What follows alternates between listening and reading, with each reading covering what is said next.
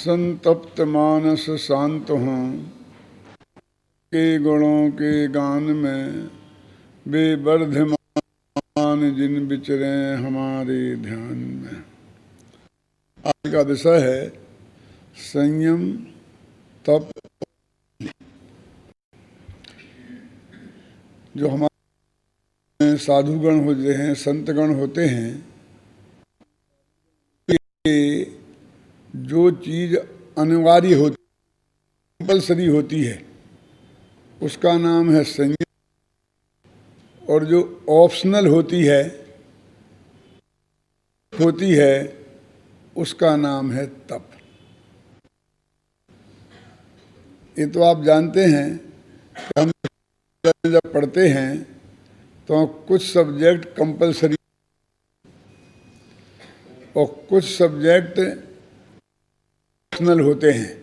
आपकी रुचि पर निर्भर करता है कि आप 25-50 सब्जेक्ट हैं और उनमें चुनना है, 2 चुनना है, 1 चुनना है। लेकिन ऐसी होती हैं, चाहे वो कॉमर्स वाले हों, चाहे साइंस वाले हों, अनिवार्य होता है। यदि आपने बात की, मान लीजिए कि एक हिंदी जो है वो ऑप्शनल है और एक हिंदी कंपल्सरी है, लिखी हुई है भाषा, अथवा अंग्रेजी लिखी हुई है। दोनों का अंतर आप समझते हैं? जो कंपल्सरी सरल होगी और जो ऑप्शनल होगी, क्योंकि जिसके आप विशेषज्ञ बनना चाहते हैं तो फिर उसकी पूरी तैयारी आपको होनी चाहिए। का तो मतलब ये है कि देश में रहने के लिए, घूमने के लिए, चलने के लिए, फिरने के लिए जिसकी जरूरत है कंपल्सरी होते हैं। तो मुनि राजों को भी, जिसके बिना मुनि धर्म संभव ही ना हो, 5 महाव्रत हैं, 5 ये एक कंपल्सरी है। वो ये नहीं कह सकते कि साहब मेरे को तो कमजोरी है तो मैं सत्य महाव्रत नहीं और मैं साधु रहूंगा, ऐसा नहीं हो सकता। महाव्रत नहीं पालूंगा और मैं साधु रहूंगा, ऐसा नहीं हो सकता। लेकिन ऐसा हो सकता है कि मेरे से वो बात नहीं के तो मैं नहीं करूं और नहीं करूं तो नहीं करूं। मैंने किए 10 दिन के तो मैं साधु नहीं रहूंगा, लेकिन मैं 4 हाथ जमीन देख के नहीं चला, ऊपर को मुंह करके चला, तो गारंटी से मैं साधु नहीं रहूं। यानी कंपल्सरी माने जो चीज जिसके बिना साधु ना हो, वो है संयम। और जो जिसके बिना भी हो लेकिन उसे आप करें तो और अच्छी बात, उसे बोलते हैं तप। संयम और तप दोनों ही पर्याय हैं। तप दोनों की ये आवश्यक शर्त कि उसके पहले जीव को सम्यक दर्शन और सम्यक ज्ञान। ये छड़ाला की पंक्ति में आता है, ज्ञानी होए बहुर दृढ़ चारित्र लीजे। ज्ञानी हो और बाद में मजबूती करो। जो शील है वो ब्रह्मचर्य को भी बोलते हैं और ब्रह्मचर्यान व्रत को भी बोलते हैं। शीलवती माताओं बहनों की चर्चा आती है शास्त्रों में, सती सीता हैं और भी हैं, तो उनकी तो शादी थे, पति थे, ब्रह्मचारिणी तो वो नहीं थी।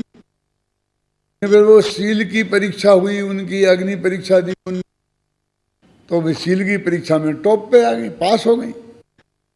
भी कहानियां हैं। तो शील का अर्थ यदि होता तो वो ऐसे जिनके थे वो शीलवती कैसे सिद्ध हुई?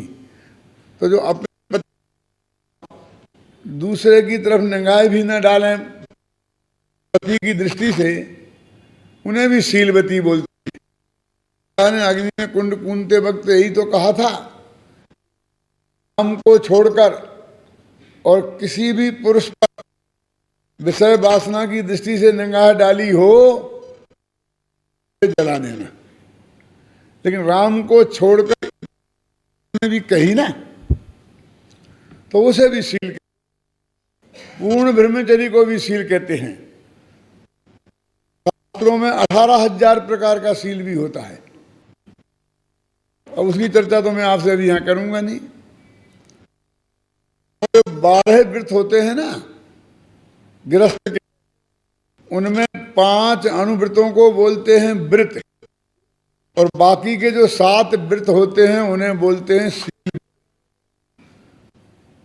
जो 2 प्रकार के होते हैं बोलते हैं गुणव्रत और शिक्षाव्रत। गुणव्रत तो 4 प्रकार के, शिक्षाव्रत दिग्व्रत, देवव्रत, सामायिक, पुरुषदोपास, परिमाण और अतिथि समविभाग। डिटेल में यहां नहीं जाऊंगा क्योंकि इनकी डिटेल में डिटेल में जाऊं तो संयम भी बहुत प्रकार का, तो उसकी डिटेल में जाऊं इतना समय तो अपने पास। लेकिन जिस टीवी चैनल की अभी आप बात कर रहे थे उस पर मैंने इन सब चीजों पर बहुत विस्तार से प्रकाश डाला है। 200 अभी इसमें 12 व्रतों पर, मुनियों के 28, सब पर बसंत भाई, सब पर मैंने बोला। और जनता की दृष्टि से टीवी पर लोग देखें उस दृष्टि से 6 महीने तक टीम जयपुर में रही थी और उसने ये सारे ऑफिस, तो वो धीरे धीरे आपको आपके को मिलेंगे। आज का जो अपने पास 1 घंटा है, विशेष का जो तप और संयम है के बारे में चर्चा कर रहे हैं। तो एक तो मिथ्यात्व होता है और एक राग द्वेष जिसे हम कहते हैं। तो एक कसाएं 4 तो नाम, क्रोध मान माया लोभ, इनमें कसाएं 4 प्रकार की होती है। क्रोध मान माया लोभ, अप्रत्याख्याना वरण क्रोध मान माया लोभ, प्रत्याख्याना वरण क्रोध मान माया लोभ, आंदोलन क्रोध मान माया लोभ। इस तरह 16 कसाएं हुई 4 ग्रुपों में, और नो हास्यादिक ऐसी 25 कसाएं होती हैं। तो जिसे हम मुनिराज का संयम कहते हैं, तीन कसाएं माने अनंतानुबंधी, प्रत्याख्यानावरण और प्रत्याख्यानावरण। इन शब्दों से आप परिचित नहीं होंगे, और होंगे तो इनका अर्थ नहीं जानते होंगे। थोड़ा कि जो कसाय अनंत काल तक के लिए अपने संसार में रखने का अनुबंध ले, एग्रीमेंट करे, उसका नाम अनुबंधी कसाय। यदि वो आपने रखी तो छोड़ के नहीं जाना पड़ेगा, अनंत काल तक आप संसार में अनंत अनुबंध। क्या? और दूसरा कि जो कसाय अनंतों के साथ बैर विरोध पाले, साथ नहीं, उसका नाम भी अनंता है। एक कैसे? मच्छर ने काटा, आपने उस मच्छर नहीं उड़ा तो मार दिया, थोड़ी चोट लग गई वो भाग गया, नहीं मंगा तो कदाचित आपने मार भी दिया। लेकिन उसने आपको काटा, ये सब कुछ आपने उसके साथ किया, क्योंकि उसने आपको तकलीफ पहुंचाई। तो एक सीमा हुई कि नहीं? लेकिन कुछ लोग कहते हैं कि नहीं नहीं, आजकल तो मच्छर बहुत हो गए हैं, डीडीटी लानी पड़ेगी, सारे घर में छिड़केंगे। एक भी मच्छर नहीं बचना। तो माने काटा एक, लेकिन उसकी जाति का कोई भी नस्ल ही खत्म हो जाए, अंडे भी खत्म हो जाए उसके, और डीडीटी छिड़केंगे तो अकेले मच्छर ही थोड़ी बनेंगे, और वे कैक्रोच वगैरह जो भी अनंत कीड़े मरेंगे कि नहीं। सबको जड़ मूल से तो मारना पड़े तो मारना पड़े, लेकिन मेरे को कोई काटने, समझ गए ना। तो एक अनंतों से लेना वो अनंतानबंदी करना है ना। 2-5 अमेरिका की एक बिल्डिंग में जाकर के चढ़ा दिया एक विमान, खुद भी मर गए और बिल्डिंग भी,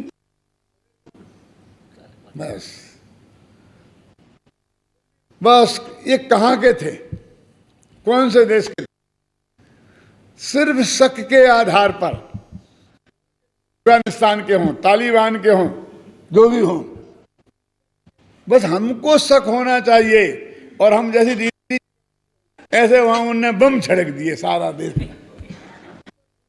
इसका नाम है अनंतानबंदी कसाय। सवाल अकेले का नहीं है, सवाल दुनिया को हमने बताया कि समझ लो आंख उठाने का मतलब क्या होता है। क्यों? एक पगड़ी वाले ने भिड़ाया तो अमेरिका में पगड़ी वालों की,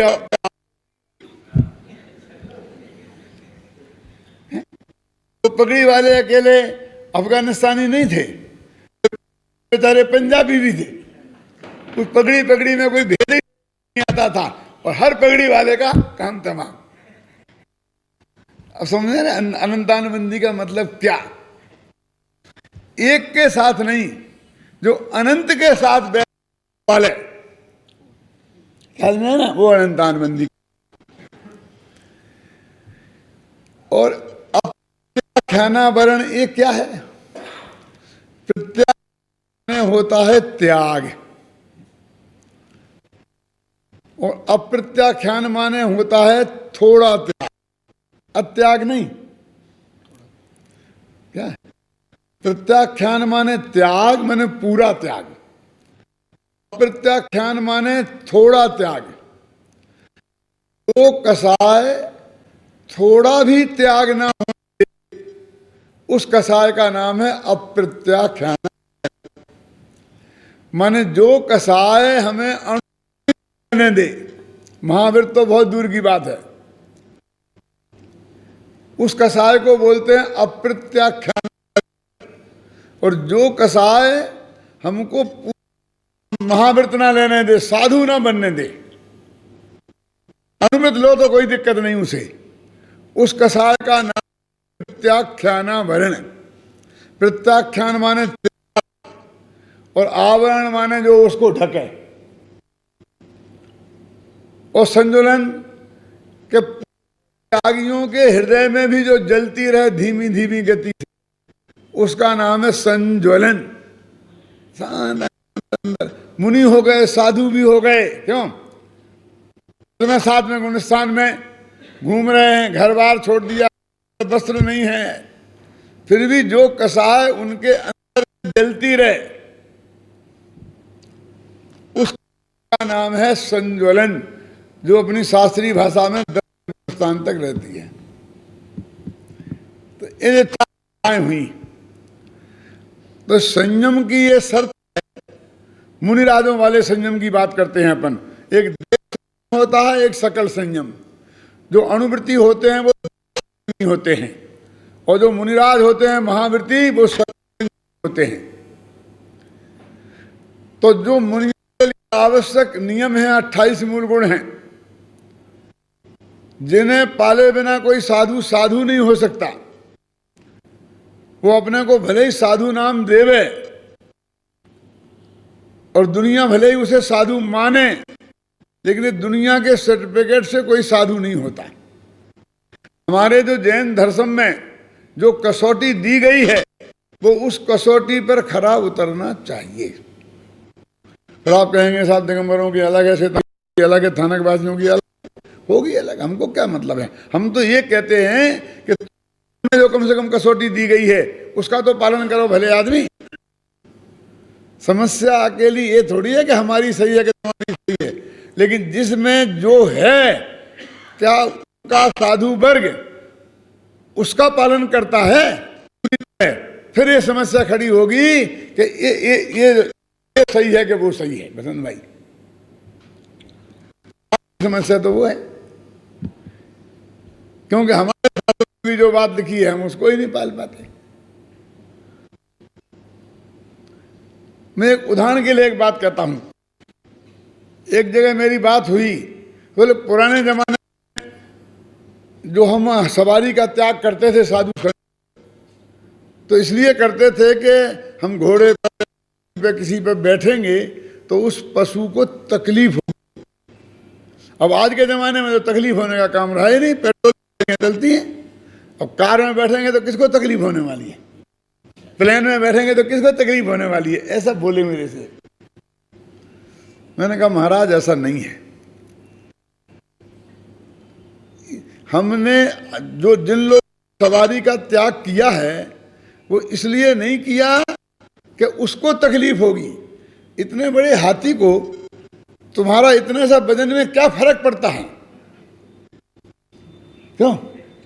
और उसे तो किसी न किसी को पीठ पे और वो किसी को ढोएगा तो खाना पीना मिलेगा, नहीं तो भूखों मर जाएगा। जो जंगली जानवर है, जंगल का घोड़ा है, उसे कौन खिलाता है? और आदि एक दिन बैठने के काम आप आ गए तो महीने भर तक आपके लिए बढ़िया माल मसाला मिलेगा कि नहीं? खाने को मिलेगी, बढ़िया रहने की जगह मिलेगी, ऊपर पंखा लगा होगा, क्यों? सब व्यवस्था होगी कि नहीं होगी? सवाल इसका नहीं है। तो फिर क्यों त्याग किया जाता है का? क्योंकि महाराज आपके लिए नियम है कि 4 हाथ जमीन देख के चलना, कोई जीव जंतु आपके पैर के नीचे आके ना मर जाए। तो जिस हाथी पर आप बैठोगे 4 हाथ जमीन आगे देख के चलेगा, जिस घोड़े पर आप बैठोगे वो घोड़ा 4 हाथ जमीन आगे देख के चलेगा ईर्ष्या समिति पूर्वक? क्या वो महावृत्ति है क्या? जिस कार में आप बैठोगे वो 100 किलोमीटर की रफ्तार से दौड़ेगी, वो 4 हाथ आगे देखेगी कि 100 गज आगे देखेगी? एक्सीडेंट हो जाएगी कि नहीं? 4 हाथ आगे क्या दिखेगा उसे? और कितने कीड़े उसके आगे आकर के मरेंगे। और 1000 किलोमीटर 1 घंटे की रफ्तार से चलने वाले प्लेन में जाएंगे तो हवा में रहने ऊपर रहने वाले कितने जीव जंतु उसकी तेज रफ्तार हैं मरेंगे। उनके भागी हम ना बने, इसके लिए हमने सवारी का त्याग किया है। अरे इतना समझदार तो अकबर भी था, क्योंकि पहले वहां घोड़े नहीं थे उनके यहाँ, तो हाथी पे बैठा करते थे। जब सबसे पहले घोड़े के हाथी नहीं थे, घोड़े पे बैठा करते थे। तो हाथी की सवारी तो बैठते ही उसने कहा लगाम लाओ मेरे हाथ में। हाथी की लगाम तो होती नहीं है, और महावत कंट्रोल करता है उसे। तो उसने कहा हुजूर तो लगाम नहीं होती है, और जो भी होता है वो मेरे हाथ में रहेगा, आपके हाथ में नहीं। उसने इतना कहा और अगला वाक्य पूरा नहीं हुआ कि उछल के नीचे वो जमीन पे कूद गया। ये क्या हुआ? जिस घोड़े की लगाम मेरे हाथ में नहीं है उसकी सवारी मैं नहीं करता। पराधीन हो जाए ना, मैं जहां ले जाना चाहूं वो जहां जाए मैं उसी सवारी करूंगा। तो वे साधु ये कहते हैं जिस घोड़े की लगाम मेरे हाथ में नहीं है मैं उसकी सवारी नहीं करता, इसलिए हमने सवारी छोड़ी। क्योंकि मेरे हाथ में नहीं है वो देख के चले कि नहीं चले। मैं घोड़े को कितनी ट्रेनिंग दूं तो एक एक कीड़े मकोड़े को देख देख के चले। अरे हमने प्रतिज्ञा ली है और हम नहीं निभा पाते हैं, उसने थोड़ी प्रतिज्ञा ली है, वो थोड़ी महावृत्ति है, वो थोड़ी साधु है। अंतर समझ में आया ना? तो जो चीजें अनिवार्य रूप से पालन करनी पड़ती हैं, तो 3 कसाय का जो अभाव, 3 कसाय माने कौन? अनंतानुबंधी कसाय, प्रत्याख्यानावरण कसाय और अप्रत्याख्याना वर्ण कसाय, इन तीनों कसाय के नहीं होने से उनका जीवन इतना पवित्र हो जाता है, निर्मल हो जाता है कि ये साधु के लिए जो अनिवार्य रूप से आवश्यक आचरण पालन करने की जरूरत है वो बड़ी सहजता से ऑटोमेटिक चलता है। उसको बोलते हैं संयम। वो संयम दो प्रकार का होता है, एक प्राणी संयम और एक इंद्रिय संयम। प्राणी संयम माने प्राणियों की हिंसा ना हो, इस तरह का हमारा जीवन। जैसे मैंने बताया कि चार हाथ जमीन देख के चलना, खाने पीने में भी स्वाद का विवेक रखना, तो प्राणी संयम।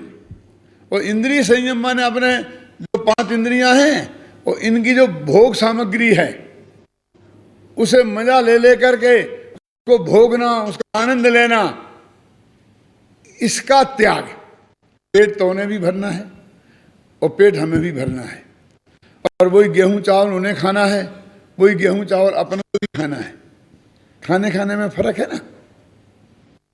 उन्हें पेट के गड्ढे को भरना है और हमें आनंद लेने के लिए खाना है,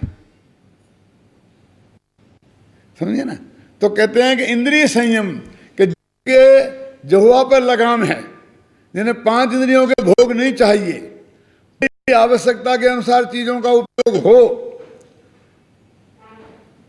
इतना अंतर पड़ता है उसकी आप कल्पना नहीं कर सकते हैं। एक घर में सगे 4 भाई हैं और यदि वे भाग्य से मारवाड़ी हुए तो उनमें ये रिवाज है कि वे खाएंगे तो एक थाली में बैठ के खाते हैं। क्यों पंचोली जी, आपके यहाँ है ऐसा? वहां यदि वे अलग अलग थालियों में बैठ के खाएं तो कहते क्या हो गया, क्या क्यों अलग अलग बैठ के खा रहे हैं? अभी एक थाली में जो एक सा भोजन और चारों भाई जीम रहे हैं, तो चारों को उसका पाप बराबर बराबर लगना चाहिए ना, लगता होगा। शास्त्र कहते कि नहीं, ऐसा नहीं है। एक ही चीज चारों खा रहे हैं फिर भी चारों को अलग अलग पाप लगता है, तो हमें अन्याय लगता है कि ये बात तो गलत है। लेकिन हम गहराई में जाके देखेंगे तो अंतर। मान लो रोजाना भोजन में बढ़िया पुदीना की सुंदर चटनी बन के आती थी थाली में, और चारों भाइयों में से किसी का भी त्याग नहीं था, इसलिए चारों उस चटनी को खाते थे। एक दिन भाग से चटनी नहीं बन पाई और थाली में चटनी नहीं आई है, तो बड़े भाई को तो पता ही नहीं चला कि आज थाली में कोई चीज कम है। जो परोसा उसने उसे खाया और चला गया, टोका ही नहीं, कुछ नहीं कहा, पता ही नहीं चला कि कुछ कम है। दूसरा भाई बोला कुछ गड़बड़ दिखती है, आज मजा नहीं आ रहा। क्या बात है कि साहब वो चटनी नहीं बन पाई। अच्छा चटनी नहीं बन पाई, नहीं ये अच्छी बात नहीं है, कमाते काय के लिए है, तुम लोग इतनी व्यवस्था नहीं कर सकते हो, ये चटनी बना दें, कल से ऐसा नहीं होना चाहिए, और खा के चला गया। तीसरा भाई कहता चटनी क्यों नहीं बनी? तुम लोगों को कुछ काम है? हम सुबह से शाम तक खटते हैं, मरते हैं, और तुम इतना सा व्यवस्था नहीं कर सकती हो? जाओ पहले चटनी बनाओ, बाद में खाना खाएंगे। फिर चटनी बनी, तब उन भाई साहब ने खाना खाया। चौथा था चटनी क्यों नहीं बनी? चटनी बनेगी उसके बाद खाऊंगा। अलग बैठ गया, तो बाकी लोग खाने, नहीं मैं बैठा हूं, तुम लोग खाओगे, जब तक चटनी नहीं आएगी, चटनी नहीं बनेगी, तब तक मैं नहीं खाऊंगा और कोई नहीं। क्यों? रोजाना चटनी खाते थे लोग, समझे ना। लेकिन एक दिन चटनी नहीं बनी तो चटनी के प्रति चारों के दृष्टिकोण में कितना बड़ा फर्क, अंतर है, ये पता लगा ना। देखो खाते हुए भी बड़ा भाई संयमी है, क्यों? और कदाचित छोटा भाई ना भी खाए गुस्से में तो भी असंयमी है। तो इसलिए कहते हैं भाई साधु संतों को भी पेट का गड्ढा तो भरना ही है। जो शरीर की देह की आवश्यकताएं होंगी वो मर्यादा में उन्हें भी पूरी करनी है, लेकिन उनमें उनकी कितनी लोलुपता है इंद्रियों की, इसका विवेक, उसका नाम है इंद्रिय संयम। तो प्राणी संयम और इंद्रिय संयम, इतना तो साधु के लिए होना ही अनिवार्य है, ये उसके जीवन का संयम है।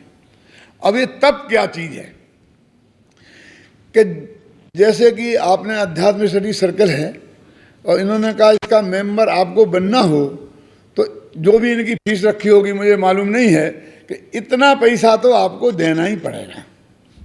क्यों? और पति पत्नी हो तो थोड़ा कंसेशन भी देते हैं।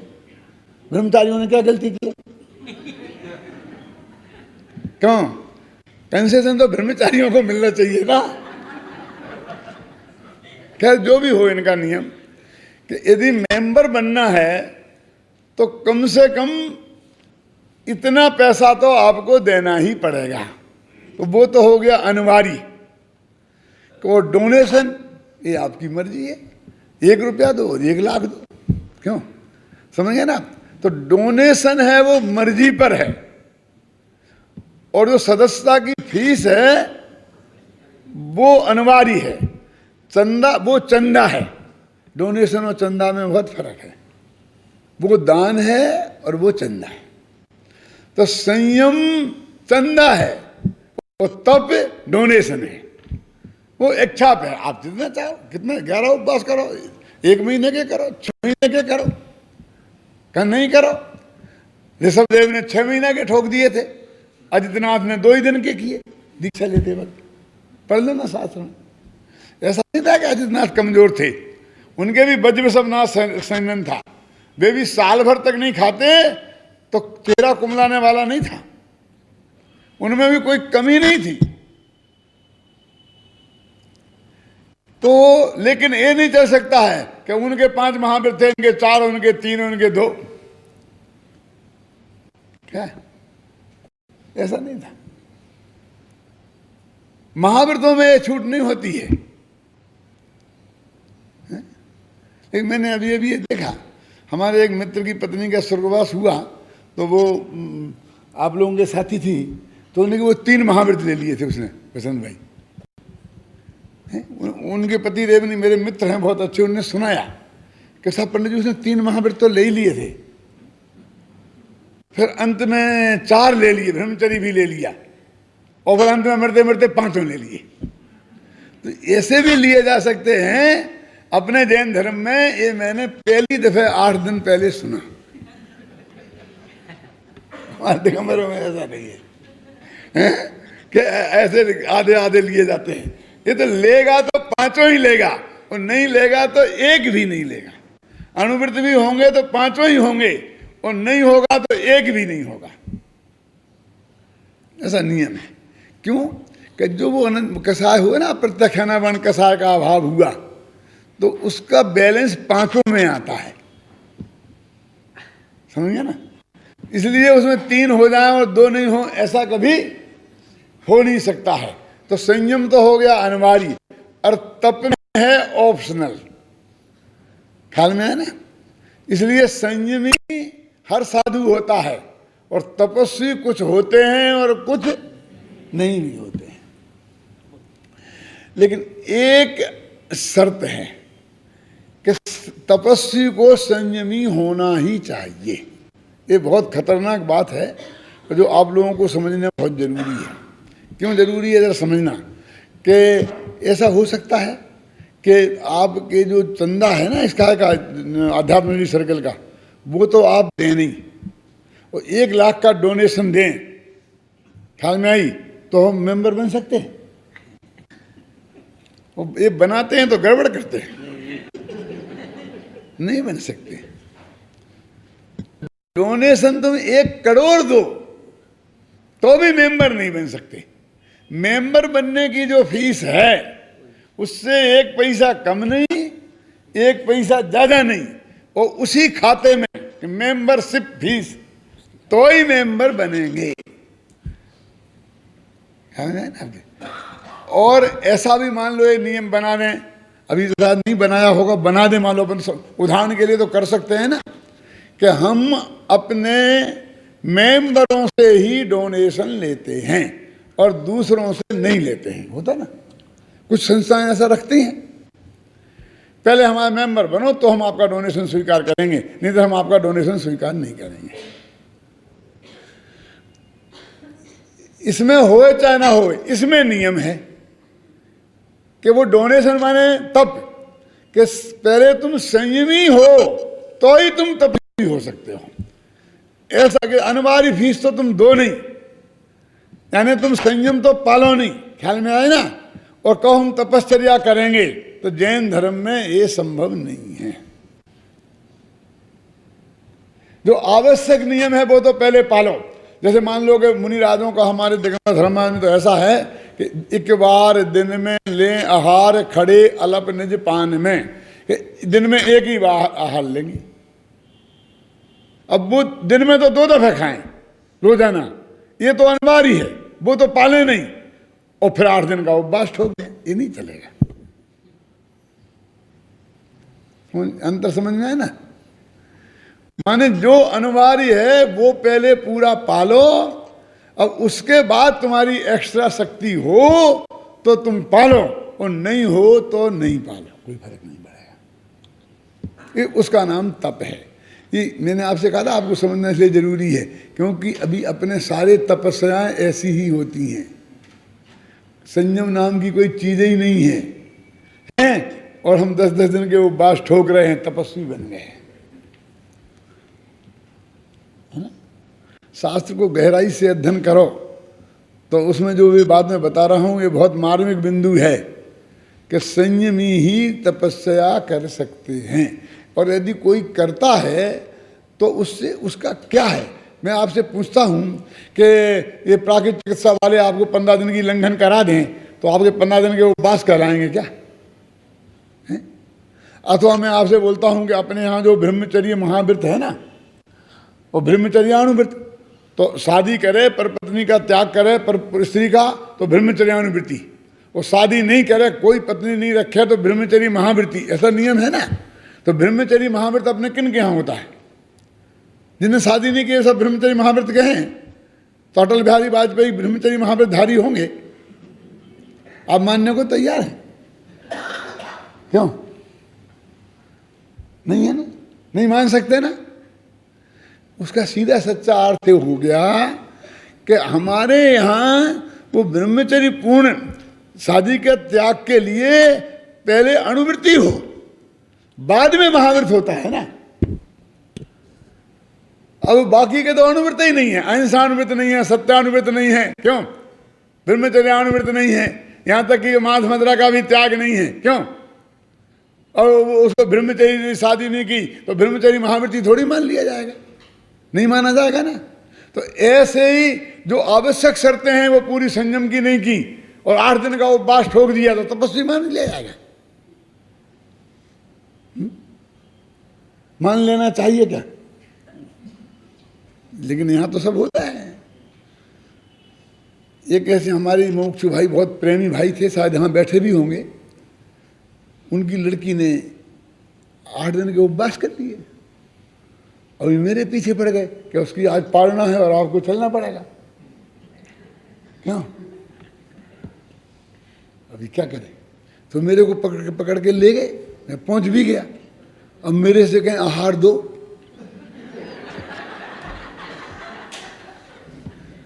मैं बड़े असमंजस में पड़ गया। वो कौन सा पानी मानी देते चम्मच मम्मच से, मेरे हाथ में भी चम्मच पकड़ा। मैंने कहा भैया मेरे से होने वाला नहीं है, ये तो मेरी छोकरी की छोकरी के बराबर छोकरी है,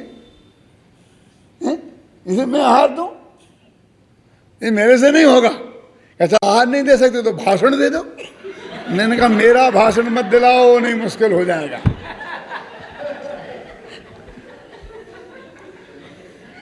ना मैंने चम्मच से आहार दिया ना मैंने भाषण दिया, वैसे ही का वैसा वापस आ गया। क्यों? क्योंकि किसे कहते हैं तपश्चर्या, यानी उसको मैं कन्फर्म करूं कि ये तपश्चर्या है, ऐसा अर्थ हुआ ना। मेरे एक चम्मच देने में मुझे कोई तकलीफ नहीं है। मेरी पोते पोतियां हैं ना, तो छोटे 1 वर्ष की 2 वर्ष की हो तो उसे मैं चम्मच से नहीं खिला देता हूं, कोई नहीं है। उससे मैं छोटा नहीं हो जाता हूं क्या? वो भी मेरी पोते पोती जैसी थी, उसे भी 1 चम्मच खिला सकता था। लेकिन सवाल वहां खिलाने में मैं कन्फर्म कर रहा हूं कि ये उपवास सच्चा है और ये इस उपवास के कारण तपश्चर्या है। ये मैं कन्फर्म नहीं कर सकता क्योंकि ये तपश्चर्या नहीं है। तब तो अपने यहाँ 12 हैं, जिसमें 6 अंतरंग हैं और 6 बहिरंग हैं। देखिए, मैं ज़्यादा तपों की चर्चा आपके सामने अभी नहीं कर सकता हूं, लेकिन फिर भी 2 तपों की अपन बात करते हैं। सबसे पहला तप है अनशन, जिसे उपवास आप लोग बोलते हैं, और सबसे अंतिम तप है ध्यान। 12 तपों के नाम तो मालूम होंगे ना। देखो, अंतिम तप अंतर मुहूर्त माने 48 मिनट से भी कम तक करे तो गारंटी से केवल ज्ञान होता है, शास्त्र में लिखा है। 48 मिनट में केवल ज्ञान। और पहला तप 1 बरस तक भी करे तो भी केवल ज्ञान की गारंटी नहीं। और ये नकली उपवास की बात नहीं है। भगवान आदिनाथ ने दीक्षा लेते ही 6 महीने का उपवास किया था ना, तो तीर्थंकर का उपवास तो असली होगा ना, वो तो नकली नहीं होगा ना। उसमें तो कोई कमी नहीं होगी ना, उसमें तो हम मीन मेख नहीं निकाल सकते हैं ना। लेकिन उन्हें केवल ज्ञान नहीं हुआ था, और फिर 6 महीने तक भोजन नहीं मिले, 7 महीने तक, तो 1 वर्ष से ज़्यादा हो गए कि नहीं हो गए? केवल ज्ञान नहीं हुआ। और उनके सगे बेटे को दीक्षा ली, ध्यान में बैठे, अंतर मुहूर्त में केवल ज्ञान हो गया। दोनों प्रमाण हैं, शास्त्र के हैं, मेरे घर के नहीं हैं, असली के हैं। तो अंत ध्यान नामक तप कितना पावरफुल है और महान है, और ये अनशन वाला तप कितना है, तो आप जरा सोच लीजिए। ये तो बड़ा मुश्किल काम है। तत्वा सूत्र आपने पढ़ते होंगे ना, तो जब तत्वा सूत्र का पाठ करते हैं तो अंत में एक श्लोक आता है, और आपके यहाँ बोला जाता है कि नहीं बोला जाता है, हमारे दिगंबरों में बोला जाता है, उसमें फलम स्यादुपभावस्य भाषितम मुनि पुंग बई। क्यों कि तत्वा सूत्र का जो पाठ करेगा उसे 1 उपवास का फल मिलेगा, है? ऐसा बोला जाता है। तो 1 उपवास का फल क्या होता है? 1 उपवास कितने दिन मिलते हैं? 1 उपवास करो तो कम से कम 48 घंटे चाहिए, है ना। क्योंकि अष्टमी सप्तमी को एकासन करो, अष्टमी को निराहार रहो, फिर नौमी को एकासन करो, ऐसे 48 घंटे हो जाते हैं, तब 1 उपवास होता है। ख्याल में है ना। अब 1 उपवास का फल क्या? सूत्र जी का पाठ आपने आध घंटे में कर लिया तो 1 उपवास हो गया। तो हम दिन में यदि लगे रहे सुबह से शाम तक 10-20 बार कर लें, क्यों, तो हम 10-20 उपवास वाले हो जाएंगे नहीं हो जाएंगे?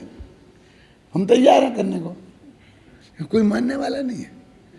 1 उपवास का क्या? सम्मेद शिखर गए कभी के नहीं गए? और वहाँ यात्रा की होगी तो पूजन की किताबें रखी रहती है ना, उसमें लिखा रहता है इस टोंक के दर्शन करने का फल 1 लाख उपवास का। फिर दूसरी टोंक गए तो 3 लाख उपवास, फिर चंदापुर तो 1 करोड़ उपवास। तो मैं देख देख के दंग रह गया रंग भाई कि ये फर्क क्यों? वो चंदापुर की टोंक का 1 करोड़ और इनका बेचारे का 1 लाख, इनने क्या गलती करी? तीर्थंकर तो दोनों एक से ही है, ये फर्क क्यों आया? पहले इकाई तो नक्की करो कि 1 उपवास का फल कितना होता है। क्यों? अब 1 चंदापुर की टोंक पे गए, माथा टेका और 1 करोड़ उपवास, काय को भूखों मरे? हम तो चंदापुर चौके पे बैठे ही रहे।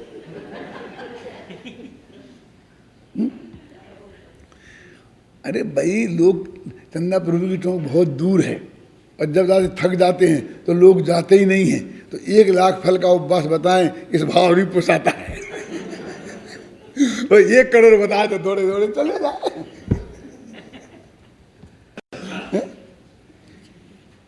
पहले नक्की तो करो 1 उपवास का क्या फल है, मोक्ष मिलेगा, क्या होगा? उपवास किसे कहते हैं? टोडरमल तो लिखा है मालूम, कसाय विष आहारो त्यागो यत्र विधीयते विज्ञेयम स उपवाया शेषम लंघन कम विधु। क्या कि कसाय, 5 इंद्रियों के विषय और आहार, इन 3 चीजों का त्याग करें तो उसका नाम है उपवास, और अकेले आहार का त्याग करें तो उसका नाम है लंघन।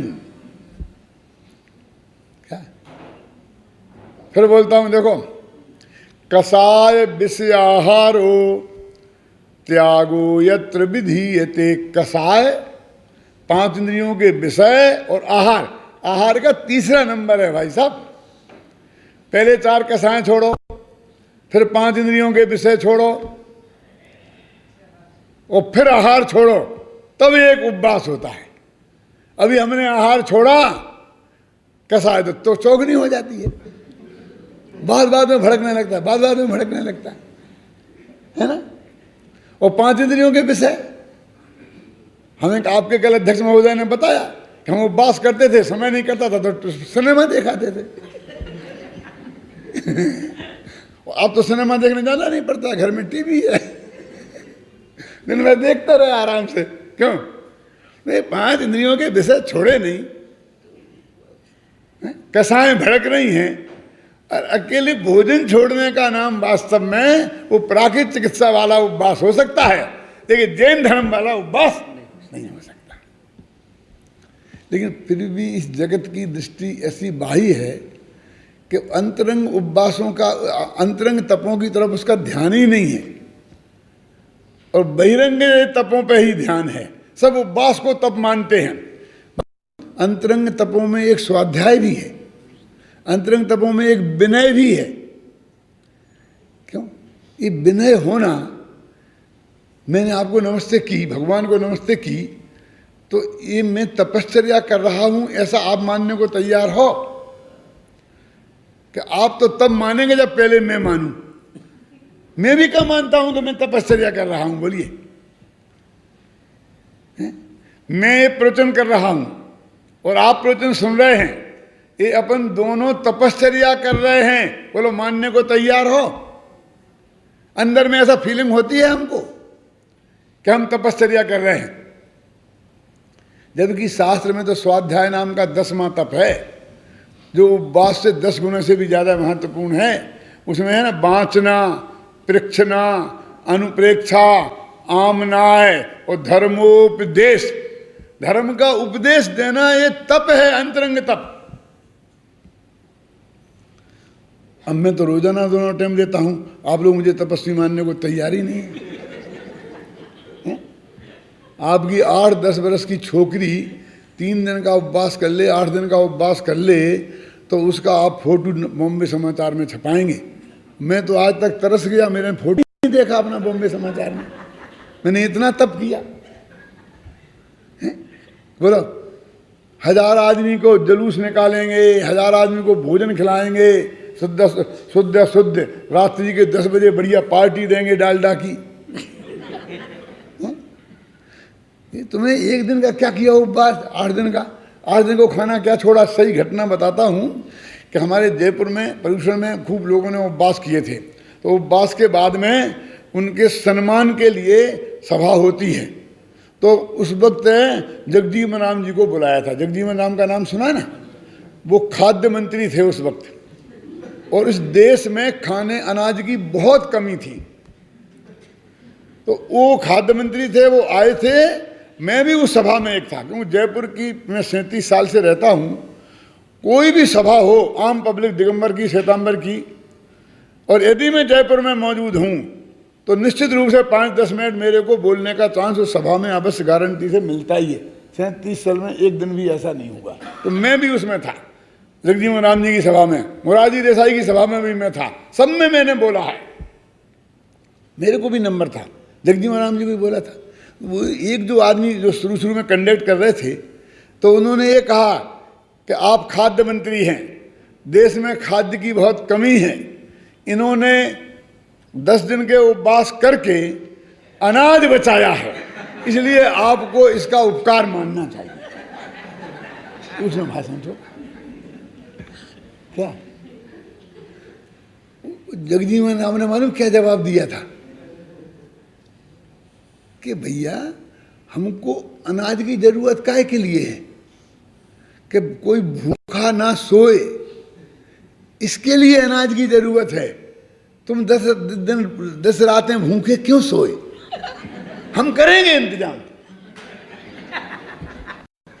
अनाज बचाने के लिए तुमने उपवास किया हो तो मैं इसको कन्फर्म करने को तैयार नहीं हूं। कोई भूखा ना सोए, ये तो मेरी ड्यूटी है। और तुम हमको 10 दिन नहीं खाकर जो अनाज बचाया वो बताते हो, हमें उससे हमारा काम नहीं चलेगा। जो तुमने हजारों बोरियां छिपाकर गोडाउन में रखी हैं पूंजीपतियों ने, वो निकालो, हमारा काम उससे चलेगा। भरी सभा में उसने ये कहा। हम तो तुम्हारे वे गोडाउन पकड़ेंगे, उन पे छापा मारेंगे, हमको वो चाहिए। ये 10 दिन का अनाज बताकर हमको बरगला नहीं सकते हो। ऐसा इतना बोला कठोर कि आप कल्पना नहीं कर सकते। लोगों को कितना बुरा लगा होगा। एक ही आदमी वहां था जिसे बहुत अच्छा लगा, वो मैं था।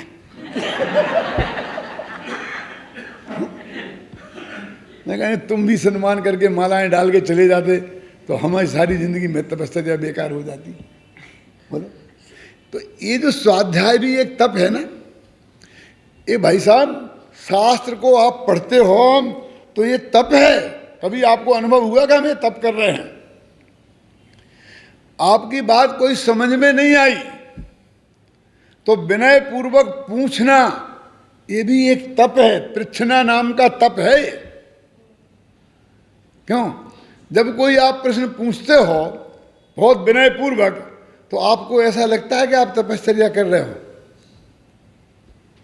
क्यों? जब उसका जवाब मिले और आप सोचते हैं तो अनुप्रेक्षा भी एक तप है, अंतरंग तप है। और फिर आप उसे रिपीट करते हैं, पाठ करते हैं, तो वो भी तप है। और आप समझाते हैं तो वो भी तप है। ऐसा तप करने वालों को कोई तपस्वी मानने को तैयार है? मैं तो ऐसा उदाहरण देता हूं कि एक घर में 2 सगी बहनें, जुड़वा बहनें हैं।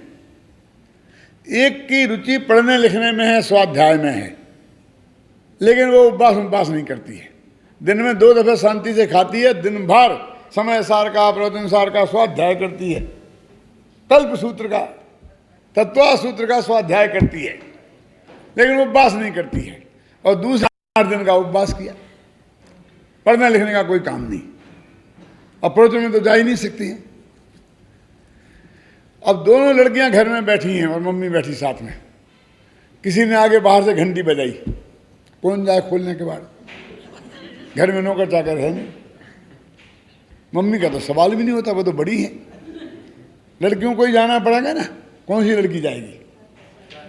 तो पढ़ने वाली है, वो पढ़ रही है, वो भी नहीं उठी। और उपवास वाली है अपने जमी है सिंहासन पर, वो भी नहीं उठी। घंटी बज रही, दूसरी दफे तीसरी दफे, तो मम्मी को गुस्सा आया। क्यों जाती है कि नहीं? किससे कहा? वो पढ़ने वाली से। क्यों नहीं खोलती? घंटी बज रही कि मम्मी मैं पढ़ रही हूं ना। इससे क्यों नहीं कहती कि जाके खोले? चुप रह, उसने तो उपवास किया है, तूने क्या किया? जाती है कि नहीं? तुझे खोलना पड़ेगा एक बार। मुझे डांटती है और उसके प्रति कोमल व्यवहार है। तब वो पूछती है कि इसने क्या किया? कि इसने उपवास किया। उपवास किया, ये क्या किया बताओ मुझे, मैं नहीं समझती उपवास क्या। कि इसने खाना नहीं खाया, तो ये तो नहीं किया हुआ, किया क्या? खाना नहीं खाया ना, तो नहीं किया हुआ ना। तुम तो कहते हो उपवास किया है, तुम तो किया बताओ मुझे, किया क्या? और मैं पढ़ रही हूं तो कर रही हूं ना। तो मैं स्वाध्याय छोड़ के जाऊं और ये खाली बैठी है, कुछ नहीं करती है, ये नहीं जाए, ऐसा कहीं चलेगा? कि चुप रहती है कि नहीं? ज्यादा जबान चलाई। ये स्वाध्याय करना जबान चलाना हो गया, ये अपराध हो गया। ये तपश्चर्या थी, ये अपराध हो गया। क्यों? और कुछ नहीं खाना, ये धर्म हो गया। मुझे कोई ऐतराज नहीं है, वो भी धर्म है, उपवास भी धर्म है। लेकिन दोनों की तुलना में ये अंतरंग तप है भाई साहब, वो बहिरंग तप है, ये 10वां तप है। इससे जो पुण्य का बंध उससे होने वाला है, वैसे उससे ज्यादा से पुण्य का बंध तो होगा ही, और साथ में ज्ञान की प्राप्ति भी होगी। क्यों होगी कि नहीं? स्वाध्याय करेगा तो कुछ सीखेगा कि नहीं सीखेगा, बोलिए। लेकिन ये जगत इसको तप मानने को ही तैयार नहीं है। इसके करने वाले के प्रति जगत का उतना कोमल व्यवहार नहीं होता है जितना कोमल व्यवहार वो उपवास वाले तप वाले के लिए होता है। सवाल व्यवहार का नहीं है, कोई चिंता नहीं है। सवाल इसका है कि उनकी दृष्टि में ये तप ही नहीं है और वो तप है। यदि शास्त्र पढ़ा होता तो शास्त्र में तो इसको भी तप लिखा है, लिखा क्या ना, प्रायश्चित, विनय, वैयावृत, ये भी तप है। एक वैयावृत नाम का एक तप है, उसके बारे में बड़ा भ्रम। लोग समझते हैं कि हमने महाराज के पैर दबाए, बढ़िया बढ़िया चंदन के तेल की मालिश करी 3 घंटे तक रात में, तो हमारा वैयावृत्ति नाम का तप हो गया। करते ना सब साधुओं की, सब दिगंबर श्वेतांबर सब करते हैं। अब वो सब काम प्रोग्राम नाइट में ही चलता है, दिन में नहीं चलता। मेरी समझ में आज तक एक बात नहीं आई। मैं जानता हूं ये सब टीवी पे जाने वाला है, अभी मेरे को क्या होगा मैं भगवान जाने, समझ में है ना। ये तुम्हारा सब जाने वाला है, ये नानी भाई से जाने वाला है। हाँ, तो क्या बात चल रही थी कि वो जो वैयावृत्ति है, तो तप किसने किया? हमने महाराज के पैर दबाए। तो वो वैयावृत्ति नाम का तप हमने किया कि महाराज ने किया? तपस्वी दो में जरा समझना। पैर दाबने वाला तपस्वी है कि पैर दबवाने वाला तपस्वी है? ये नक्की तो करना पड़ेगा ना। आज तक सोचा ही नहीं है। दाब रहे हैं, पैरों भी दबवा रहे हैं, और हम समझ रहे हम तपस्वी हैं, वे समझ रहे हम तपस्वी हैं। किसी ने डिसीजन नहीं लिया इसमें। यदि पैरों का दबाना हमने दबाया, हम तपस्वी हैं, तो तपस्वी तो महाराज को कहते हैं। साधु संत तपस्वी कहलाते ना, हमें तो कोई तपस्वी कहता नहीं है। और यदि पैर दबवाना तप है, तो ये इससे बढ़िया तप कोई हमें पसंद नहीं है, हम करवाने को तैयार हैं। आप हमारे पैर दबाओ, उससे हम तपस्वी हो जाए। इतना सस्ता सौदा और कहाँ मिलेगा? कोई सोच ही नहीं रहा है। बिना सोचे पैर हम दबवाए जा रहे हैं, तुम दबाए जा रहे हो। कौन तपस्वी है, तपस्या है कि नहीं है, भगवान मालिक है। लेकिन हमारे तो शास्त्र में लिखा है साहब कि वैयावृत्ति नाम का तप है, तो हम कब कहते हैं कि नहीं लिखा शास्त्र में? लेकिन वैयावृत्ति का अर्थ क्या है वो तो समझो। ये वैयावृत्ति का अर्थ पैर दबाना है, ये कहाँ लिखा? तो आप पूछ सकते हैं तो वैयावृत्ति में पैर नहीं दबाना चाहिए? अरे नहीं, ऐसी कोई बात नहीं है। वैयावृत्ति में पैर भी दबाए जाते हैं, दबा सकते हो, कोई ऐतराज नहीं है। तो फिर क्या है असली वैयावृत्ति? क्या है कि पहली बात तो ये है, नियम से सुनो, ये वैयावृत्ति के बारे में बताता हूं कि कोई तपस्वी है, वो स्वयं तपस्वी है, और वो 12 प्रकार के तप हैं, उनके कारण तपस्वी है। उपवास आदि किए हैं उसने, स्वाध्याय किया है, ध्यान किया है। अब बीमार हो गया है, शरीर कमजोर हो गया है, थक गया है, या तो आया है विहार करके, वृद्ध हो गए हैं साधु, कोई परिस्थिति बन सकती है ना। तो ऐसे में उनके पैर दबाना कोई बुरा काम नहीं है, बढ़िया काम है। समझे ना आपकी मैंने? लेकिन कुछ नहीं है, कोई थकान का काम ही नहीं है, थकने का काम ही नहीं किया, तबीयत एकदम दुरुस्त है, कोई बीमारी नहीं है, कुछ नहीं है, लेकिन जनता को लाभ देने के लिए वे पैर दबवा रहे हैं, और जनता पुण्य कमाने के लिए दाब रही है। अब पुण्य बनता है कि पाप बनता है, ये तो भगवान जाने। ख्याल में है ना? मेरा मतलब है कि वो आवश्यकता के अनुसार होना चाहिए ना।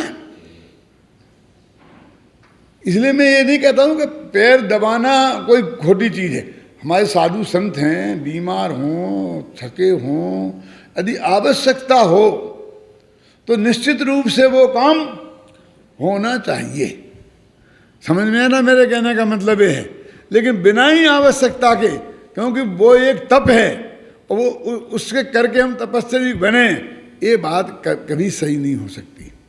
अब उसमें दूसरी बात तो असली क्या है कि वो तपश्चर्या से डिग रहे हों, काहे के कारण कि परिणामों में चंचलता आ गई, तकलीफ है, कमर में दर्द है, ये है, वो है, वो है, तो उनके परिणामों को फिर स्थिर करना असली भैया ये है, चाहे वो अपने हों चाहे दूसरे के।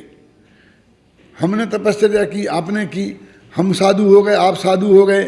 अब कभी भी ऐसा प्रसंग बन सकता है ना कि अपना मन चंचल हो जाए, अपना मन यदि बहुत तकलीफ में है, यहाँ अपन से नहीं बचता, अपन तो छोड़ो, अपन तो घर जाते हैं, अपन तो छोड़ देंगे, वो नहीं छोड़ें तो भी परिणाम शिथिल हो गए।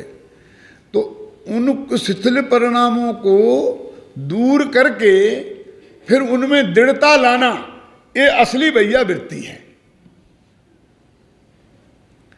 अब इसके लिए क्या करना, तो चाहे अपने डिगे चाहे दूसरे के डिगे, तो एक तो चिंतन मनन तत्व ज्ञान, उसके हिसाब से कुंद ने तो ये लिखा कि जब तेरे परिणाम गिरने लग जाएं तो उस दिन की याद करना जिस दिन तूने दीक्षा ली थी।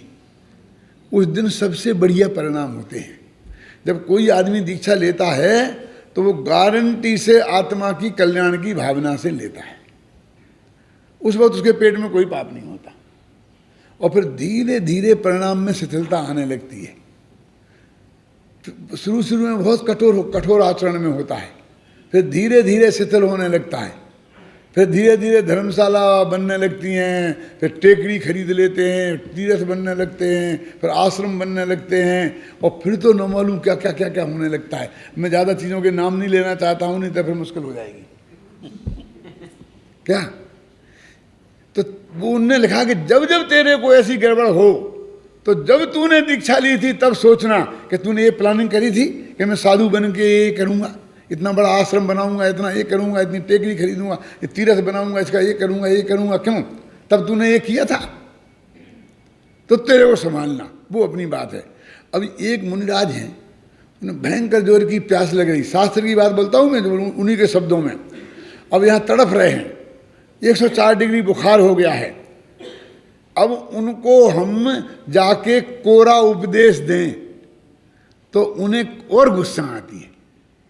मैं तो तरफ पानी पानी पानी, हाथ पैरों में दर्द है, ऐसा हो रहा, टूटे जा रहा है, ऐसा हो रहा, तो ऐसा हाथ तो दबाता नहीं है, पानी की तो बात नहीं करता है, और उपदेश पिलाता है आत्मा पर से भिन्न है, राग से भिन्न।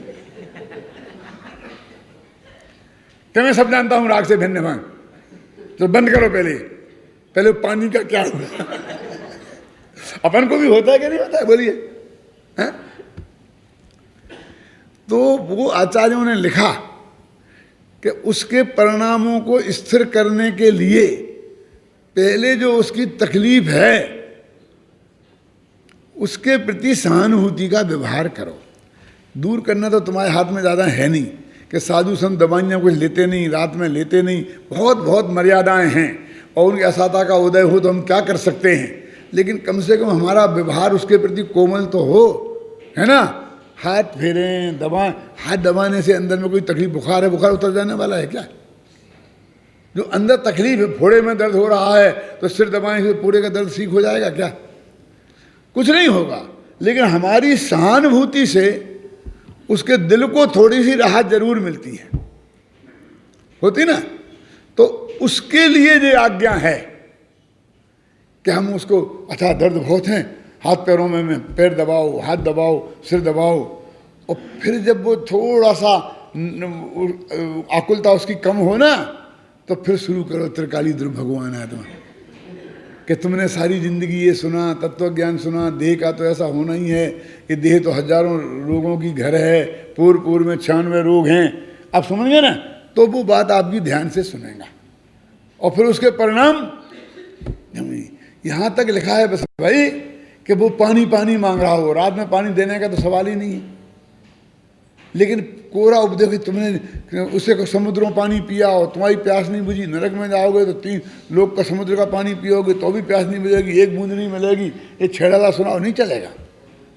तो क्या करो, पहले 1 गिलास पानी लाओ, घबराना नहीं, पिलाना नहीं है, ला के दिखाओ कि आपने पानी बोला था ना, ये पानी लाया हूं मैं, इसमें पानी है, पीना है पानी, सोच लो ये पानी पिया भब भब बिगड़ जाएंगे, क्यों? और इससे कुछ होने वाला नहीं है, ये प्यास कोई पानी से बुझने वाली नहीं है, ये तो अंदर की जलन है, ख्याल में है ना, ये तो इन्फेक्शन है, इस पानी से कुछ नहीं होगा। आप कहो तो मैं तो देने को तैयार हूं, लेकिन तुम अपनी आत्मा की सोचो, नरक निगोद में नहीं घूमना हो और कल्याण करना हो, तो फिर वो समझेगा कि हाँ मुझे नहीं चाहिए, नहीं चाहिए, नहीं चाहिए। और अकेला उपदेश से काम नहीं चलेगा, ठीक है ना।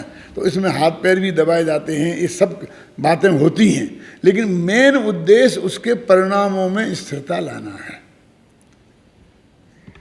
ये डेली डेली का वर्क नहीं है, ये तो परिस्थितिजन्य चीजें हैं जिन्हें हमने डेली की चीज मान ली है। इन दोनों में बहुत फर्क है। ऐसे ही विनय नाम का तप भी एक ऐसा तप है कि जिसके मामले में बहुत भ्रम है। अपना ये माथा सड़ा नारियल नहीं है कि चाय जिस देवता की जाके फोड़ देना, इसकी भी कुछ कीमत होनी चाहिए। जिसने अपने माथे की कीमत नहीं की, उसकी दूसरे क्या कीमत करेंगे? चाहे जहां झुका देना, कि विवेक चाहिए कि नहीं कि ये माथा कहाँ झुके और कहाँ ना झुके। जब जब विनय तप की बात आती है, लोग उपदेश देने लगते हैं। आजकल के लड़के बिगड़ गए हैं, अपने गुरुओं की विनय करते नहीं हैं, माँ बाप की विनय करना तो भूल ही गए हैं। कोई माँ बाप को नमस्ते नहीं करता है। अरे भाई साहब, माँ बाप को नमस्ते करना इसका नाम विनय तप नहीं है। इसका मतलब ये नहीं है कि मैं ये मानता हूँ माँ बाप को विनय नहीं करना चाहिए, लेकिन ये तपस्या की बात है, ये तो साधु संतों की बात है। साधु संत तो उसे कहते हैं जो माँ बाप को छोड़ के आए हैं। वहाँ माँ बाप हैं क्या? मालूम, विनय नाम के 4 तप हैं।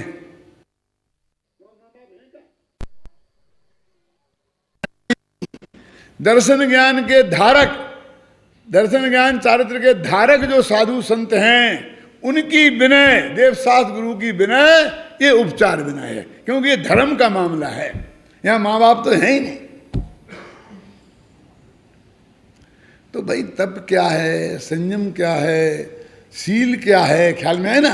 जब तक इन बात को हम गहराई से नहीं समझेंगे तो हम अपने जीवन में उतार भी नहीं सकते हैं। तो इनको हमें गहराई से समझना चाहिए। एक दिन में 1 घंटे के व्याख्यान में ज़्यादा कुछ बताया नहीं जा सकता है, तो भी संक्षेप में मैंने संकेत करने की कोशिश की है। यदि आप गहराई में विचार करेंगे तो आप स्वयं बुद्धिमान हैं, सब बातें आपकी समझ में आएंगी और आप भी इस रास्ते को प्राप्त होंगे। इसी मंगल भावना के साथ मैं अभी की बात समाप्त करता हूँ।